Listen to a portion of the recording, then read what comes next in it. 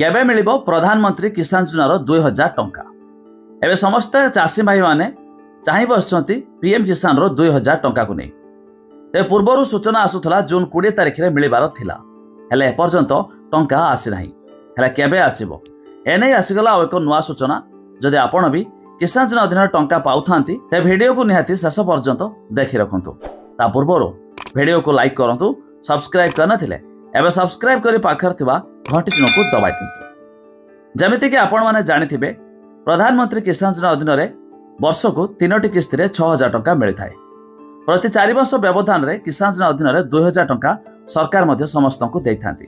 तबे गत 19तम किस्तीर टंका फेब्रुआरी मासरे आसीथिला, जाके यार 4 मास अर्थात ए जून मासरे आपण को टंका मिलिबो।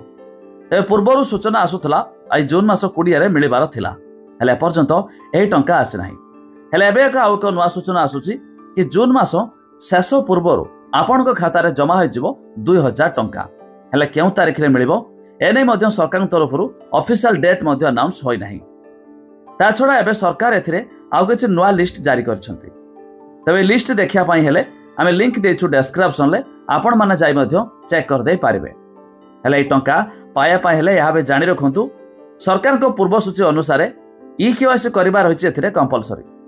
अर्थात जदि आपण जने चासी किसान योजना टंका पाउछंती आपणकर केवाईसी होइछि कि नाही आपण चाहिले घरे बसे चेक करि पारिबे, किबा नचेत आपण जे कोनसे जनसेवा केंद्र हो किबा मो सेवा केंद्र को जाई किसान योजना अधीन रे ई केवाईसी होइछि कि नाही थरोटिए चेक कर दियंतु।